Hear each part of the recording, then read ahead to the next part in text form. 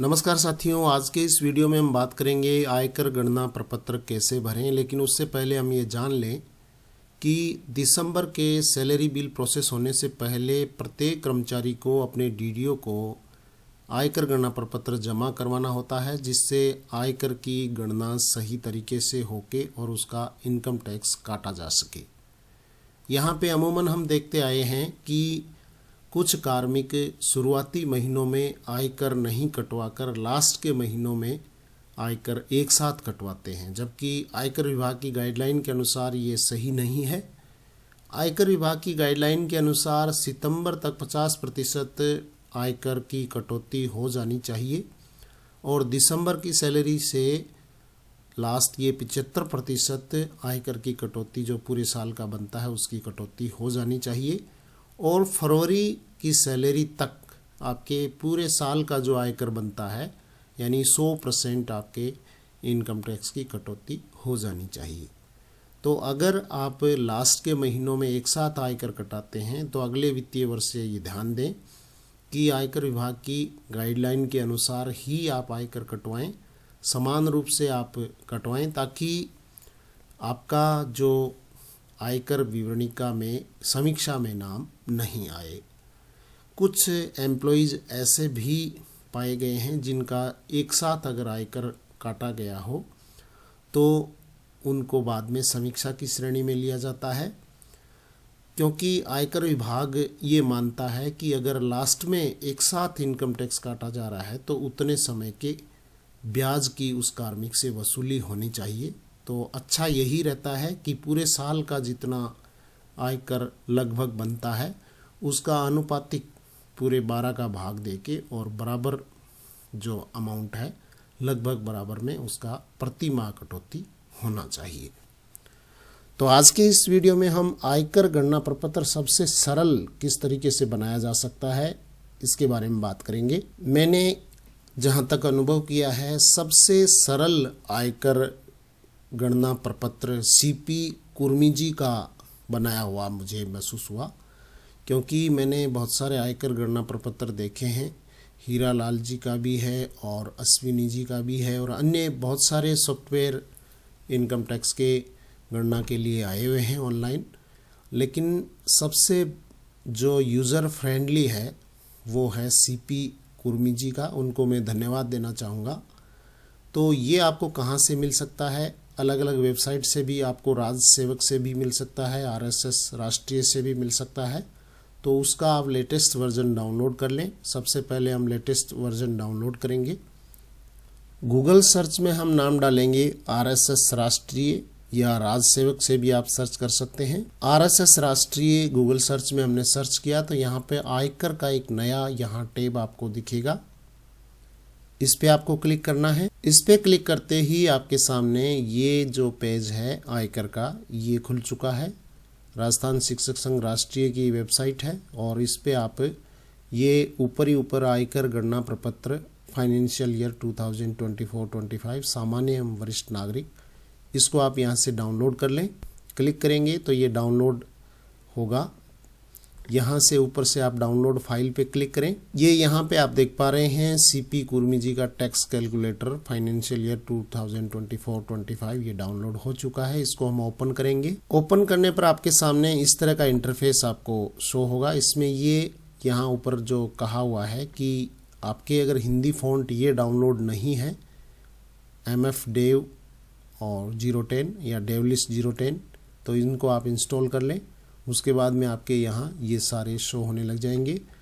उसके बाद में यहाँ जो मास्टर है, सेकंड जो टैब है मास्टर, इसको हम ओपन करेंगे। मास्टर पे हम क्लिक करेंगे और मास्टर में हम क्लिक करने पर यहाँ पे आपको अपने कार्यालय का नाम लिख देना है। यहाँ मैं कार्यालय का नाम लिख देता हूँ। कार्यालय का नाम लिखने के बाद में आपको यहाँ सेकंड जो सेल है यहाँ पे कार्यालय का 10 नंबर एंटर कर देना है। उसके बाद में आपको डीडीओ का नाम दर्ज कर देना है। उसके बाद में कार्मिक का नाम दर्ज कर देना है और उसके बाद में आपको नेक्स्ट जो कार्मिक का पद है वो आपको यहाँ मैनुअल लिखना होगा। उसके बाद में जो पे मैट्रिक्स लेवल है यहाँ ड्रॉप डाउन लिस्ट से आपको सेलेक्ट करना है और उसके बाद में यहाँ पे जो सेवा का नाम है स्टेट सर्विस या सबऑर्डिनेट या मिनिस्ट्रियल या क्लास 4, ये आपको ड्रॉप डाउन से सेलेक्ट कर लेना है। और उसके बाद में आपको पैन नंबर यहाँ पे एंटर कर देने हैं। उसके बाद में एसआई नंबर, वैसे मैंडेटरी नहीं है, ये भी मैंडेटरी नहीं है। यहाँ पे बीमा की मासिक कटौती है, ये आपको भर देनी है। यहाँ पे मोबाइल नंबर भी मैंडेटरी नहीं है, आप भरना चाहें तो भर दें। उसके बाद में मार्च का आपको मूल वेतन भरना है। उसके बाद में आपको करंट रेट ऑफ एचआरए, ये आपको सेलेक्ट करना है, ड्रॉप डाउन से सेलेक्ट होगा ये। और उसके बाद में आपको यहाँ अगर आपने वित्तीय वर्ष 2024-25 में सरेंडर लिया है तो यस, और आगे मंथ का नाम नहीं लिया है तो आपको नो करना है।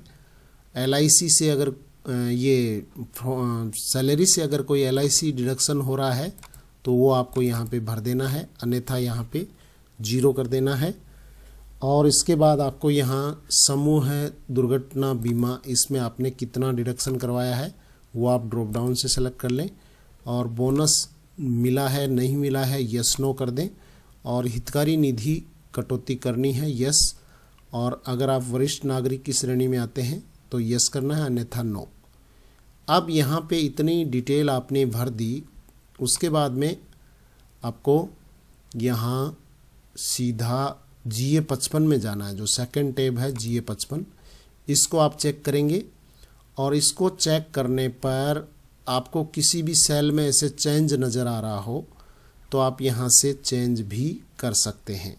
कैसे, मैं यहाँ पे आपको, जैसे इसको मैं डाउन करूँ तो यहाँ पे जैसे इनकम टैक्स आपने 11,000 की जगह अलग किया है तो इसको आप चेंज कर लें, यहाँ से चेंज हो जाएगा इजीली। और अगर आपके ऐसा ही चेंज करना है, जीपीएफ जैसे ज़्यादा कटा है तो जीपीएफ को आप चेंज कर लें। और जिस भी सेल में आपने चेंज करना है यहाँ आप चेंज कर लें। और फिर उसके बाद में यहाँ अगर एरियर आपने कोई उठाया है तो एरियर की लाइन में आप एरियर यहाँ बेसिक पे और डीए, एचआरए और डिडक्शन ऐसे आप यहाँ मैनुअल एंट्री कर दें। और अन्य कोई आपने यहाँ पे आहरित किया है तो वो भी इसमें आ जाएगा। और उसके बाद में आप GA 55 से एक बार अच्छे से मिलान कर लें। और जो यहाँ पे ये टैक्स न्यू रेजाइमी है, इस पे आप देखेंगे तो इसका जो टोटल है वो आप उससे मिलान कर लें। और GA 55 से अगर मैच हो रहा हो तो आप यहाँ पे देख लें, टैक्स का भी देख लें, टैक्स जहाँ जितना कटा है वो टैक्स आप यहाँ पे मैनुअली एंटर कर दें। और इसी तरीके से आप ओल्ड से भी देख सकते हैं, ओल्ड रेज़्यूमे से भी आप देख लें कि कितना टैक्स बन रहा है। और दोनों में से जो भी बेनिफिशियल हो उसको आप सेलेक्ट कर लें और यहाँ से प्रिंट निकाल के और अपने DDO साहिबान को जमा करवा दें। तो बहुत ही आसान एक्सेल सॉफ्टवेयर है, आप इसका यूज़ कर लें। और इसको जैसे ही आपने नाम से इसको सेव कर लें, सेव एज कर लें, और सेव एज यहाँ आप अपना नाम दे लें और इसको अपने डेस्कटॉप पे या अन्य जो लोकेशन है उस पे आप इसको सेव कर लें। तो आज के लिए बस इतना ही। Thank you very much. जय हिंद, जय भारत।